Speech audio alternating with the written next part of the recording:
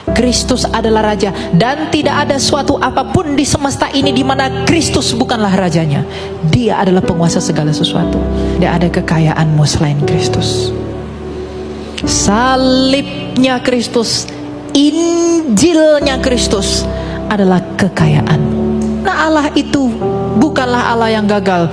Dia menciptakan manusia untuk tujuan yang kekal dengan kondisi yang suci, tetapi ketidaktaatan manusia menajiskannya.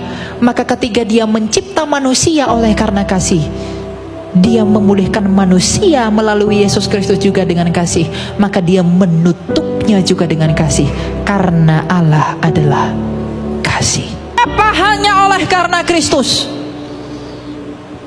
Yang dia berikan itu yang paling berharga baginya, anaknya sendiri yang di dalam dia, yang dia hadiahkan bagi kamu. Dia tidak memberikan satu, dia memberikan segalanya bagi kamu. Karena kamu dicipta menurut gambarnya dia, maka kamu dipulihkan pun oleh gambarnya dia. Untuk tujuan apa? Agar kamu segambar dan serupa dengan dia di langit bumi baru. Anak-anak muda secara khusus, di zaman ini engkau tidak dipanggil untuk berleha-leha di dunia ini.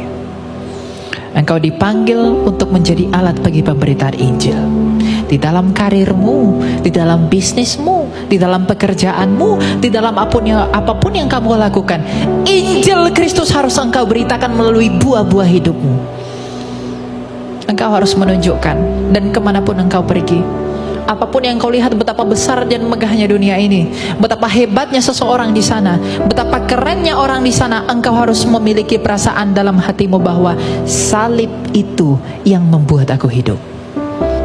Engkau jangan tergoda dengan pengajaran-pengajaran bodoh dunia. Pemberitaan tentang salib adalah kebodohan bagi dunia, tetapi itu adalah kekuatan bagi Allah. Jadi kalau engkau masih berpikir salib itu adalah sebuah kebodohan, maka engkau adalah orang-orang yang mau binasa. Tapi kalau kau dalam hatimu berpikir, oleh salib aku dipulihkan, oleh salib aku dimenangkan, oleh salib aku dapat bertemu dengan Allah, maka kasih karunia Tuhan menyertai kamu senantiasa. Dan sebentar lagi kita akan merayakan Natal. Natal itu bukan tradisi pagan, Natal itu tradisi sorgawi. Karena yang pertama kali merayakan Natal adalah malaikat. Dia telah mati dan hidup kembali. Ia mati karena kasih, ia hidup, maka karena kasih kita dipulihkan di dalam hidup itu. Jadi jangan saya temui di tempat ini Bapak Ibu yang belum sungguh-sungguh percaya kepada Kristus. Maka di hari pengadilan kelak, ketika dia menghakimi, dia mengenali dan memeteraikan engkau bahwa ia adalah hakim, tetapi sekaligus adalah pembelamu. Maka tidak ada kebinasaan bagi kita. Bagikanlah Injil ini. Injil adalah semua orang di dalam apapun yang kamu miliki.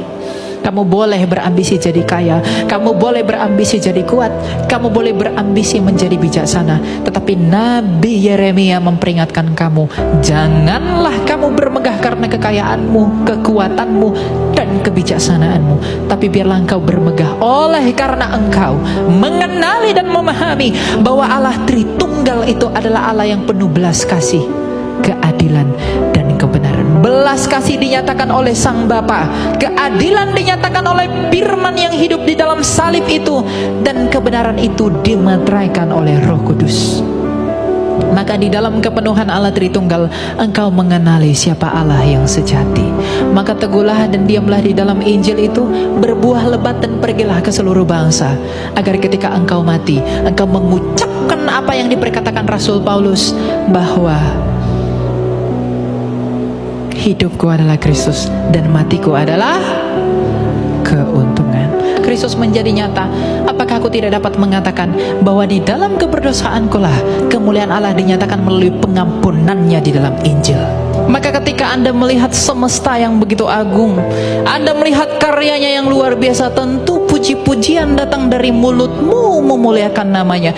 Tapi apakah engkau tahu bahwa ternyata Tuhan menjadi dijadikan segala sesuatu oleh firman-Nya yang hidup. Dan firman itulah Yesus Kristus. Ketika kita berbicara tentang Natal, kita harus berbicara tentang salib. Ketika kita berbicara tentang kelahiran, kita harus berbicara tentang kematian. Karena ketika kita berbicara tentang kematian, kita berbicara tentang kebangkitan. Bapak, Ibu, saudara-saudari yang terkasih, tidak ada yang seperti Kristus di semesta ini. Bahwa pada mulanya Dia adalah firman yang hidup, yang datang dari Bapanya, yang menyatakan kasih Bapanya, bahwa kita bisa melihat kemuliaan Allah di dalam dirinya, dan apa yang Ia jadikan dan nyatakan menurut kehendak sumbernya. Oleh karena itu, karena Ia telah lahir, oleh karena Ia telah mati, dan Ia tidak hanya mati, tapi karena Ia telah bangkit, maka kita semua yang harus mati. Jikalau engkau mau memperoleh hidup, maka engkau harus percaya kepada Dia yang telah hidup kembali. Keagamaan di dunia ini begitu bodoh. Filsafat dunia ini begitu bodoh. Mereka berpikir bahwa mereka bisa mencari kebenaran, dan mereka berpikir bahwa mereka bisa mencari hidup di luar dari Kristus yang hidup kembali. Apakah engkau bisa berharap kehidupan dari yang mati? Apakah engkau bisa berharap kekekalan dari Dia yang tidak kekal? Mungkinkah engkau berharap kebenaran dari Dia yang tidak berbuat benar? Tetapi Kristus sendiri telah dinyatakan untuk memuliakan Allah kita, bahwa tak satu pun yang telah mati namun hidup kembali selain Dia. Dia lahir memang untuk mati, agar kamu dilahirkan kembali. Dia lahir untuk mati, tapi Dia mati untuk bangkit. Maka ketika dunia ini mengajak kamu, mari tinggalkan Kristusmu itu, mari lupakan Yesusmu itu, jangan percaya kepada Kristusmu, datanglah kepada yang di luar Kristus, agar aku memberikan engkau rupa-rupa dunia. Berapa lama engkau akan bertahan? Berapa lama engkau akan memperoleh segala sesuatu? Tapi kalau pada akhirnya engkau mati, agamaan di dunia ini selalu berusaha mencari jalan. You are wrong. Kristus adalah jalan. Filsafat Yunani selalu mencari mana yang benar. Kristus berkata, I am the truth. Saya kebenaran. Jadi Kristus adalah jawaban bagi agama. Dia adalah jawaban bagi filsafat, dan Dia adalah jawaban bagi hidup. Dan tak akan kamu temui yang seperti itu. Anak-anak muda, dengarkan ini. Semua agama sama saja, tapi Kristus tidak pernah sama. Dia tidak pernah sama dengan apapun. Jangan engkau berhalakan yang lain, dan jangan engkau mendua kepada salib. Siapakah orang kaya yang tidak mati? Siapakah orang kuat yang tidak mati? Jadi ketika mulutmu berkata bahwa dengan kebaikanku aku bisa menjangkau surga, dengan kebaikanku dan kebenaran yang ada padaku aku bisa mencapai Allah.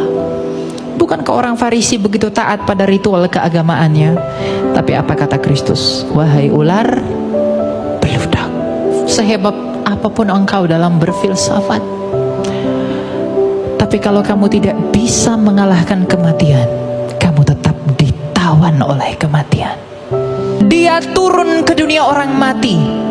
Dia menginjak-injak dan memporak-porandakan kerajaan maut.